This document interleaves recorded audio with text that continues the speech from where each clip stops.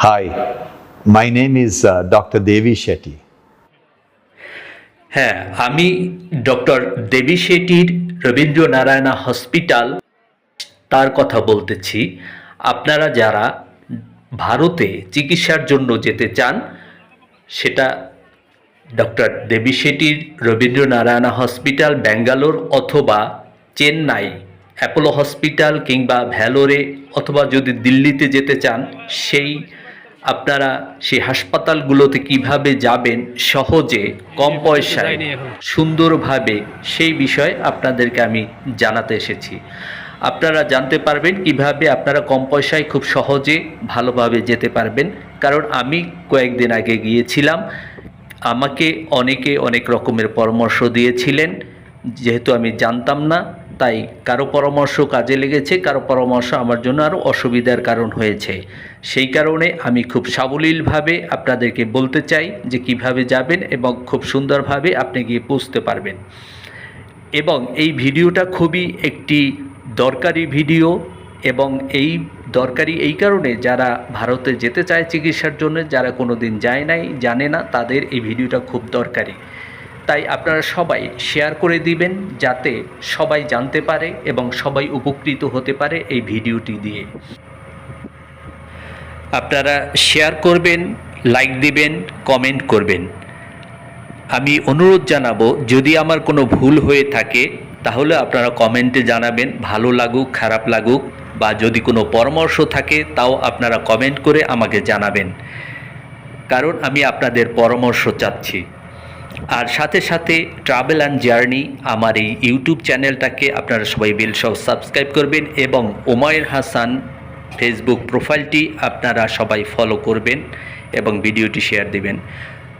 তো প্রিয় দর্শক শ্রোতা, এখন আমি শুরু করতে যাচ্ছি। যারা অলরেডি ভারতের চিকিৎসার ভিসা পেয়ে গেছেন অথবা ট্যুরিস্ট ভিসা পেয়েছেন, তারা কিভাবে ভারতে যাবেন সেই বিষয়টা আমি আপনাদেরকে বলতে চাচ্ছি। প্রথমে হলো, যদি কারো সঙ্গতি থাকে, সমর্থ থাকে প্লেনে টিকিট কেটে যাওয়ার মতো, তাহলে আপনারা অনেক এয়ারলাইন্স আছে, সেই এয়ারলাইন্সে আপনারা টিকিট কেটে সরাসরি ঢাকা থেকে ব্যাঙ্গালোর, চেন্নাই কিংবা দিল্লিতে যেতে পারবেন। এক এক এয়ারলাইন্সের এক এক রকমের ভাড়া থাকে, সমস্ত এয়ারলাইন্সের একই রকম ভাড়া থাকে না। আর প্লেনের সিট যখন বেশি খালি থাকে তখন ভাড়া একটু কম থাকে, আর সিটগুলো যখন বুকিং হয়ে যায়, সিট খালি কম থাকে, তখন ভাড়াটা বেশি থাকে। তো এরকম করেই হয়। আর বাংলাদেশের ট্রাভেল এজেন্সিগুলো প্লেনের ভাড়া একটু বেশিই নেয়। তাই আপনারা যদি কম টাকায় প্লেনের টিকিট পেতে চান তাহলে আমাকে ইনবক্সে জানাতে পারেন, আমি আপনাদেরকে সহযোগিতা করব। আমার ওমায়ের হাসান এই ফেসবুক মেসেঞ্জারে গিয়ে আপনি মেসেজ দিতে পারেন, অথবা আমার এই ভিডিওতে কমেন্ট করেও আপনি জানাতে পারেন। তো আমি প্লেনের কথা বললাম, এখন আসেন আমরা জানি ট্রেনের কথা। ঢাকা ক্যান্টনমেন্ট থেকে ট্রেন ছাড়ে, আপনি ঢাকা থেকে সরাসরি কলকাতা আসতে পারবেন ট্রেনে, এবং কলকাতা ট্রেনে এসে আপনি হাওড়া যেতে হবে। যদি আপনি ট্রেনে ব্যাঙ্গালোর কিংবা চেন্নাই, দিল্লি যেতে চান তাহলে আপনাকে হাওড়া যেতে হবে। হাওড়া গিয়ে ওখান থেকে ট্রেনে উঠতে হবে। খুব কষ্ট ট্রেন পাওয়া, ট্রেনের টিকিট পাওয়া ব্যাঙ্গালোরের জন্য খুবই কষ্টকর। আমি অনেক চেষ্টা করেও ট্রেনের টিকিট পাইনি। তো ট্রেনে বিভিন্ন রকমের সিট আছে, এসি, নন এসি, স্লিপার, সে বিভিন্ন রকমের সিট আছে। আপনি যে সিট নেবেন সেই অনুযায়ী আপনাকে ভাড়া দিতে হবে। এখন যদি আপনি সেই ট্রেনের সিট না পান তাহলে আপনি কি করবেন? সেক্ষেত্রে আপনি কলকাতা থেকে প্লেনের টিকিট কেটে আপনি ব্যাঙ্গালোর, চেন্নাই কিংবা দিল্লিতে যেতে পারবেন। সেক্ষেত্রে ভাড়া অনেক কম আসবে বাংলাদেশের তুলনায়। কলকাতা অনেক ট্রাভেল এজেন্সি আছে, আপনি ওখানে নেমে ওখান থেকে টিকিট করে আপনি যেতে পারবেন। আর যদি আপনি টিকিট কাটতে না পারেন তাহলে আমাকে ইনবক্সে জানাতে পারেন। এরপরে আছে আপনার বাস। কিছু বাস আছে যারা সরাসরি কলকাতাতে আসে, এবং সেই বাসে করে আপনি আসতে পারবেন কলকাতা। তারপরে এসে আপনি ট্রেন কিংবা বিমানে করে সেই ব্যাঙ্গালোর, চেন্নাই কিংবা দিল্লি, আপনি যেখানে যেতে চান সেখানে যেতে পারবেন। এরপরে আপনি যদি ভেঙে ভেঙে আসতে চান অর্থাৎ দেখা গেল যে আপনি প্লেনের টিকিটও পেলেন না, ট্রেনের টিকিটও পেলেন না, কিংবা যে বাস সরাসরি কলকাতা আসে সেই কলকাতার বাসের টিকিটও পেলেন না, তাহলে আপনাকে তো আসতেই হবে। কিভাবে আসবেন? সেটা হচ্ছে বাংলাদেশের চারপাশেই বর্ডার আছে এবং পোর্ট আছে, স্থল পোর্ট আছে। আপনি যে কোনো পোর্ট থেকেই ঢুকতে পারেন ভারতে, যেটা আপনার ভিসার উপরে লেখা থাকবে আপনি কোন পোর্ট থেকে আসবেন, সেই অনুযায়ী আপনি আসতে পারেন। কিন্তু আমি আপনাদেরকে বলবো বেনাপোলের পোর্টের কথা, আমি যেভাবে এসেছি। আপনারা বেনাপোল এসে যে কোনো বাসে বা বেনাপোল এসে আপনি বর্ডার পার হয়ে এই পারে আসার পরে দেখবেন কিছু সিএনজি দাঁড়িয়ে থাকে সিরিয়ালে। সেই সিএনজিতে করে আপনি বনগাঁও রেল স্টেশনে আসতে পারেন।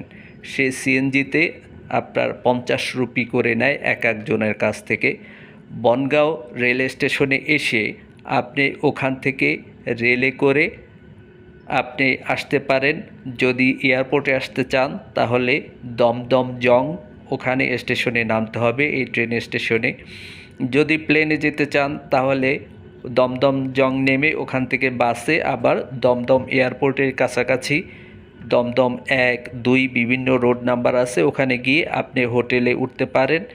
সেখানে নন এসির ভাড়া 700-800 টাকা এবং এসি রুমের ভাড়া 1000-1200 এরকম। তো আপনি যদি প্লেনে যেতে চান তাহলে দমদম ওখানে নামবেন, আর যদি প্লেনে না যেতে চান তাহলে সেক্ষেত্রে আপনার সুবিধা মতো জায়গায় নেমে তারপরে আপনি হাওড়া যেতে হবে আপনার ট্রেনের টিকিট কাটার জন্য। এখন হাওড়া গেলেন কিন্তু ট্রেনের টিকিট আপনি পেলেন না, তাহলে কি করবেন?